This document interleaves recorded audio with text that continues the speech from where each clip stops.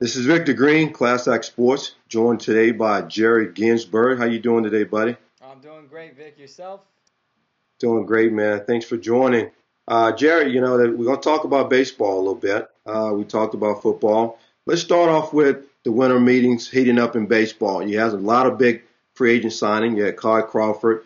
You had Adam Dunn, and you just had a big contract with Cliff Lee. What do you think about Cliff Lee signing with the Phillies? Oh man, someone texted me last night and told me about that, and actually is a Philly fan. And what else are you gonna do as a Mets fan other than shake your head? I mean, you think it's like the necessary of two evils. He's either going to the Yankees or he's going to the Phillies. Where does that leave the Mets? So at this point, it's just business as usual for a team like the Phillies. They just keep getting better. They keep solidifying themselves as a contender. Obviously, they had a Cy Young Award winner last year, Roy Halladay, pitched out of his mind. A player that a team like the Mets had a chance to get 2 to 3 years ago when they declined to trade a player like a Jose Reyes. But, just focusing on actually Cliff Lee, he's great coming back to the National League. He gets to face the pitcher once every, couple times around. And he's gonna be a monster for the Phillies. The fact that they were able to let him go and then actually reacquire him. I thought they burned their last bridge with him, but I guess at the end of the day, money talks and everything else walks. So, $100 million, 5 years, that's 20 a year for a pitcher that pitches once every fifth day. I mean, it's absolutely a great signing for the Phillies. It's a great deal for Cliff Lee. It makes all the Philadelphia fans even happier than they should be right now because they've had a great team to work with for the past couple of years. But it most certainly solidifies the Phillies as the team to beat in the NL East. Absolutely. You talk about money. Yankees offered a 7 year up to 161 million. How disappointed are the Yankees not to get Cliff Lee in their rotation? Oh, that's a great question. I tell you, Yankees are no doubt about it. Let no mistakes be made that the Yankees are disappointed. Whatever they're going to say publicly, I'm not going to buy it because at that point, if they knew they weren't going to get a Cliff Lee, then they would have signed a Carl Crawford, a guy that they had on their radar for many years. And they limited themselves in their thinking, and they really just went full blown after Cliff Lee and still failed miserably. So I think they might have rethink, what they could have done better, and they probably would have been in on that Carl Crawford sweepstakes because you look at a team like the Rays, he's now off their team, but he stays in the AL East, and now he's playing for their rival, the Boston Red Sox, and we know how great that lineup already was. Now you add a Carl Crawford, such a dynamic playmaker like that, in the Red Sox lineup, and the Yankees are no doubt about it shaking their heads. Well, you haven't heard, you being a Mets fan, you haven't heard a lot about the Mets being out there in the free agent. Where do they go from here? What do they do to boost their roster at this point to be a contender in baseball? Well, I understand what the Mets are doing, and they're trying to get their front office situated, something they should have done 3 or 4 years ago. But they were tied up with Omar Minaya because of the good moves that he did make, bringing in Johan Santana, Carlos Beltran. But after that, it kind of tanked, and they became very complacent, and they're spending money in the wrong places. You still got a couple of crazy contracts they're trying to get, to just be finished up with. But where do the Mets go from here? I mean, there's a lot of middle of the road starters that I see getting swiped up every day, and that's what's bothering me most. I don't need them to go out and spend 126 mil on Jason Worth. Maybe they're not going to be in the runnings for a Carl Crawford as what I would have liked, but they made a desperate signing last year with Jason Bay for about 80 mil 5 years. He's a great ball player. He brings it every day, but I tell you, he didn't fit in great. He didn't fit in well with that team. You look at this team's built with a pitcher's ballpark. They got to get pitching. They have Johan Santana. He's been banged up lately.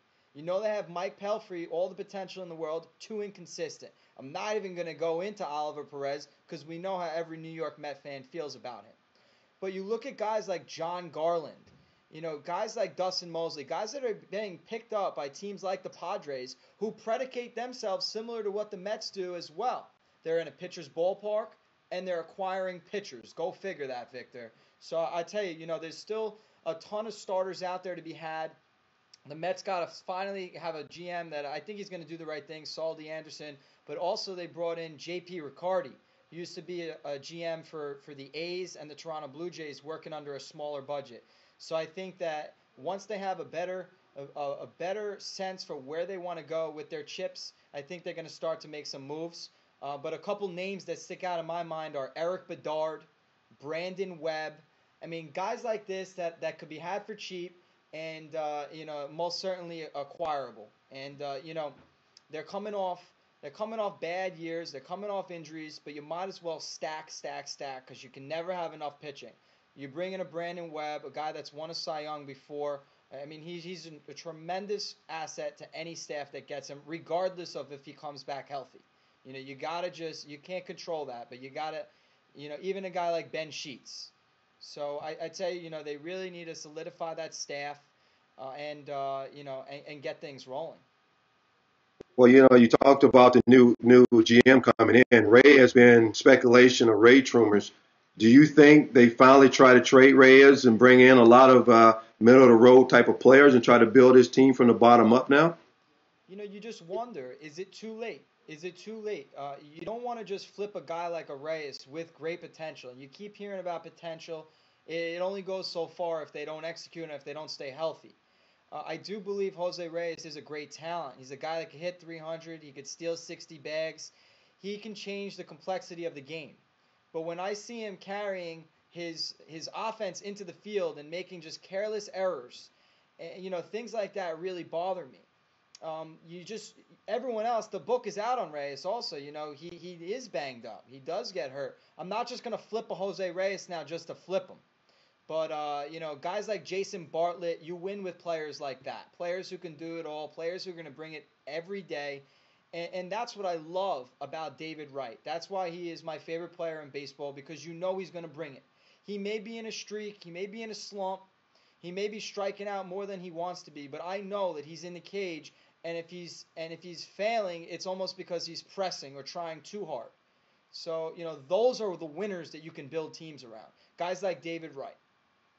All right, absolutely. Let's switch back over to the Yankees here. And there was a lot of talk.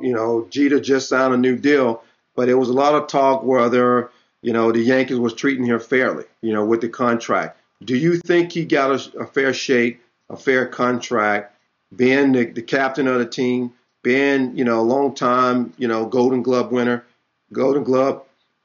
Yeah, no, I Is mean, he the guy for New York, or should he taken his services elsewhere? well, I don't think he's taking his talents to Miami, so no one has to worry about that for all those LeBron haters out there. But listen, as far as Jeter goes, as far as the Yankees go, I just think that it could have went a little bit smoother.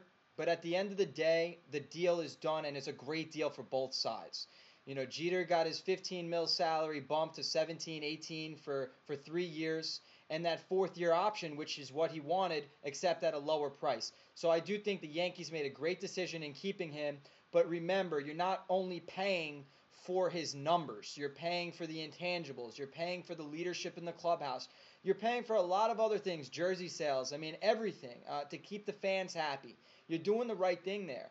The only thing in my mind that sticks out about that whole Jeter Yankee situation was that it could have been handled a little bit more smooth, and Jeter handled it well. He wasn't talking. You don't need guys like Hank Steinbrenner and Brian Cashman going out and saying, "Well, we'll test the market." He doesn't want to test the market. He just said that. So I think he's going to be playing with a chip on his shoulder, and it's a good thing for all the Yankees and Yankees fans out there. Well, Yankees missing out on Cliff Lee again. Do you think they put a press on Andy Pettitte to come back for another year? Because obviously Andy had a 1 year deal, played very well, pitched very well for them last year. Do you think they upped the ante from 10 million he made maybe to 15 million to get him to come back for another year? Paying a guy like an Andy Pettitte 15 million when Cliff Lee's getting 20 just boggles my mind.